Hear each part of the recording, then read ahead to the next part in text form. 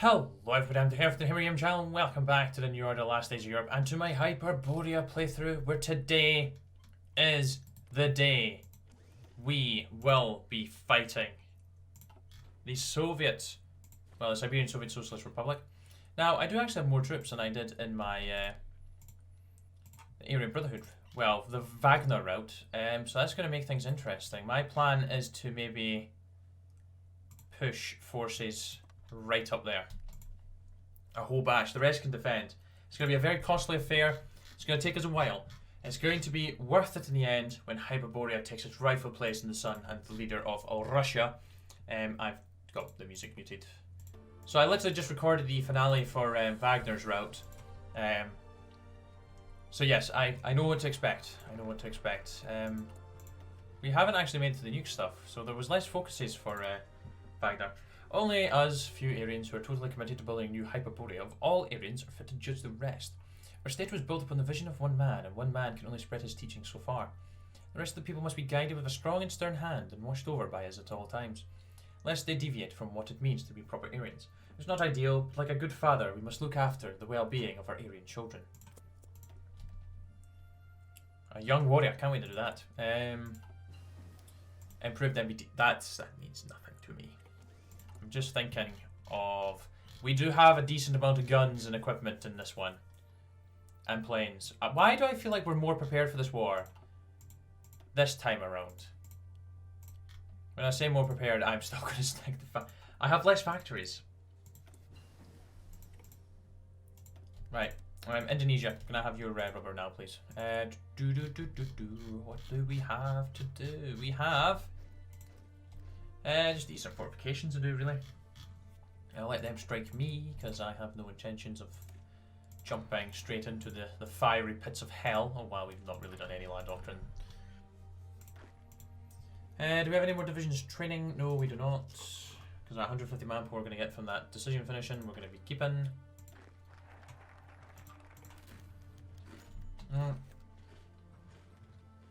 I picked a bad time to eat a Pringle there.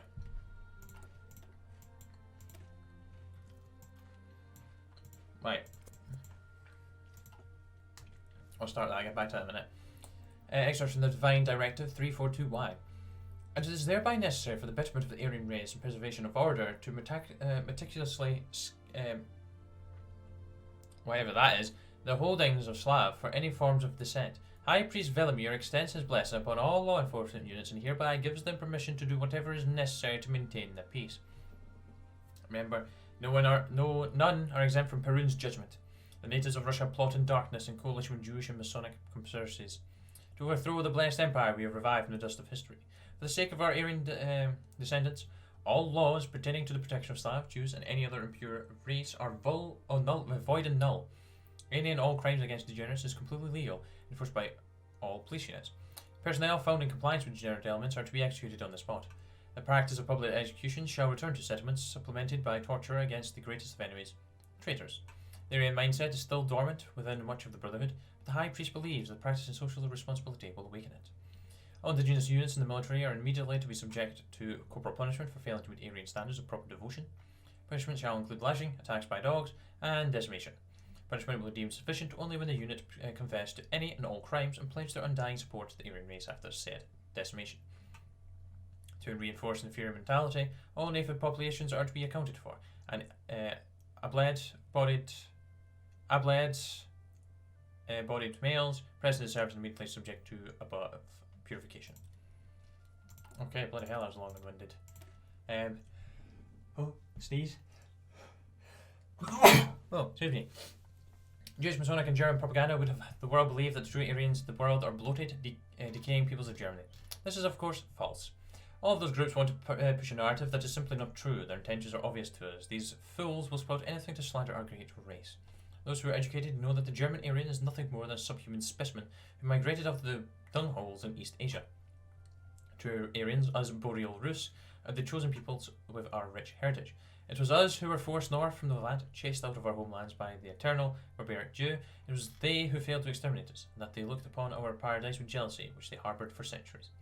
You tell me many of our people do not know of our past, our struggles, and our greatness? Then it's time for them to be enlightened. Ah. Oh, why I didn't mean to cancel. There we go. Right, cool. That's getting done. That's getting done. Right. Are you boys all exercised? Near enough. You are as well. Perfect, perfect, perfect. This is all proceeding as planned. See, more on to support just in case. Our templates are 100%. Why have I got anti-air? I'm not even making it. Or was I? No, I don't think I was. Production, production, production. That's not a production. I am. What an absolute imbecile. I do not need to be producing them. Oh, we have so many factories. I just need to make sure that we're prepared for this. There we go. Right, planes, planes, planes. The Aryan slab is done. Let's go ahead and start the Under Perun's Light. Work towards rebuilding a realm has exceeded expectations. There's been rough patches, of course. Not all of the Rus people could come to terms with the fact that they are Aryans, the true inheritors of the world. Many others had to be culled simply because they would never accept our people's history as legitimate. It's a shame, but we have done what we must for our people.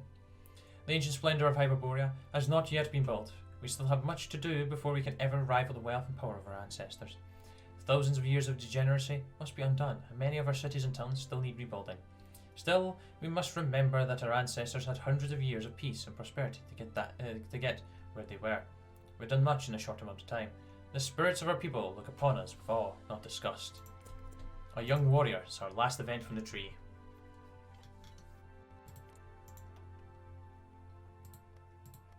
Yes, we do out menu. What's your manpower situation? Oh, your manpower situation is looking very, very nice. Brotherhood needs blood. Blood it should have. Alright, they'll all be exercised by now. Oh damn. So are you. We're ready for this. We're actually bloody ready. What have you got available? Nothing really. Right, let's read this little event. I'll start into the Atomic Age. Leon first killed a human at the age of 12. He had been chased by a bully to the lumberyard, where he outmaneuvered the boy, returning to hovel covered in blood. When the enemy soldiers arrived, he spied on them from the woods, and when one had gone to piss, he slit his throat with his father's shaving knife. He gunned down the rest of the unit from the cover of bushes, but never shed a tear. Leon killed his father at the age of 16, when the old man tried to take his prized Luger away. His shot was heard by none. From then on, Leon wandered the earth as a soldier without borders, seeking fame and hamlet, stealing food and women and ammunition. And all the treasures a warlord desires. One day, Leon heard of a trial to purify himself, so he strolled over to the new authorities, whose task he passed with Aryan accuracy. So Leon became Leon the Slayer, and he led many raids on the enemy, so that by the age of 18, he was a famed warrior in Samara. He wielded a battle axe gifted to him by the priest of Perun, which he used to decapitate degenerates. When the high priest spoke of Hyperborea, Leon looked back at the past and decided he was of divine descent. How else to explain his success? So he became a warrior Perun, chosen by fate to bring ruin upon the other races, which he did with a smile and began calling himself Krasabor. Okay, that's a interesting event to finish up with. Okay, cool. Yeah, we don't have anything else to do. We're just waiting for them to come a knocking. Knock. So yeah, we're actually near enough ready for this time around. What are we short of? RPGs. Of course it's the RPGs. When is it not the RPGs? Oh, outdated artillery. Maybe not the thing we should be really replacing at this moment in time, but well, alas we have. Right, fighters. Basic jet cast as well. Glorious.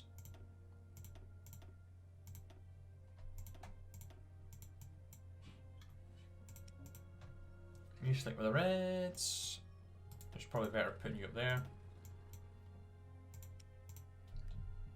Then we'll have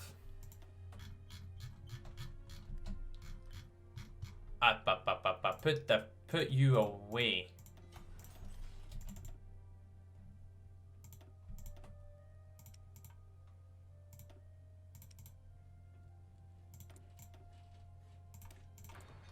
some artillery upgrades going.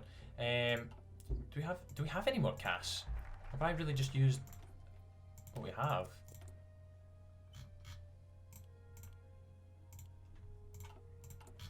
Let me just start. It's Svetovit. I have no clue, but let's go ahead and do that, that, and that. Because if I go to the economy, I could probably just pay off all this straight away. Ah, yes. Boom. Let's start from 0 again. Don't want to do any of that. Planes, that's what I was doing. Iran's going into their civil war.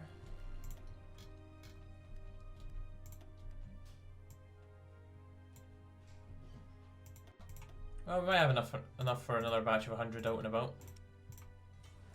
Possibly. Oh, there's a random dockyard again. Yeah, we do have enough. Good. Can definitely get another decent amount of fighters out, actually.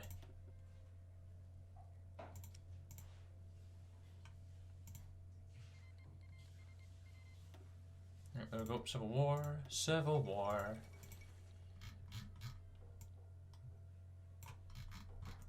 Yep, don't care about any of them. The last war. Surprisingly enough, I have 0 care in the world.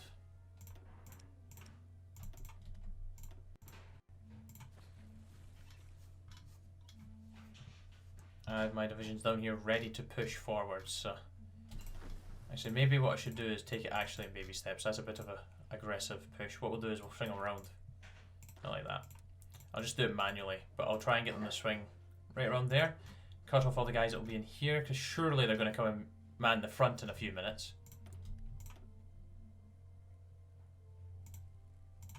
Yeah, let's get the artillery upgraded.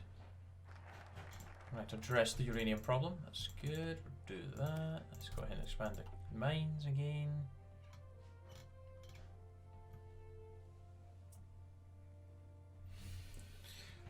Let's just prepare ourselves.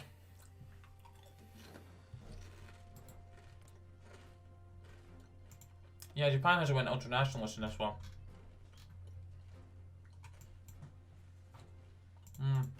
Yeah, that's fine. That's cool. Good Japan. You didn't go ultranationalist. Although wait, I'm ultranationalist. Join me.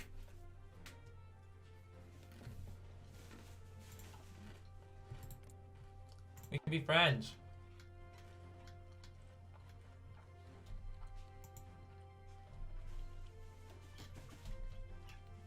I love to actually push across there and just surround the Kursk so all their troops get stuffed, but it's a possibility. We'll leave that for later on in the war, though. Might actually come in handy for us. I'll try and get encirclements like I done last time. There we go.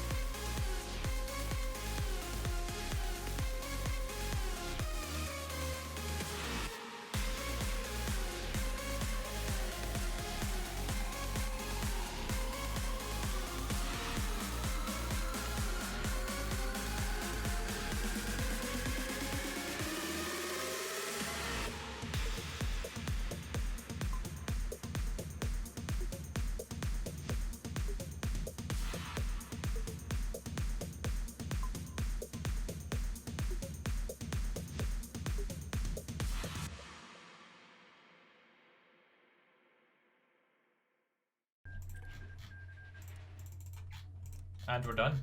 We're done. Oh, look how beautiful we are. Three piece words, don't need that. And yeah, let's do it. The North awakens. The final battle for unification of the former Soviet Union has concluded, and the outcome is far more disturbing than any analyst could have predicted. Even after internal post struggle, Perm's Aryan Brotherhood stands victorious, headed by mysterious High Priest Velimir. The young nation of Hyperborea claims to be the true heir of the ancient Aryan civilization. Hyperborea's formation has caused for significant alarm internationally. One can only hope that Velimir's deranged calls for conquest of Germany, Palestine, and other countries as Aryan homelands are more bluster than derangement. Hail Perun. Let us look each other in the face. We are Hyperboreans. We know full enough how remote our place is.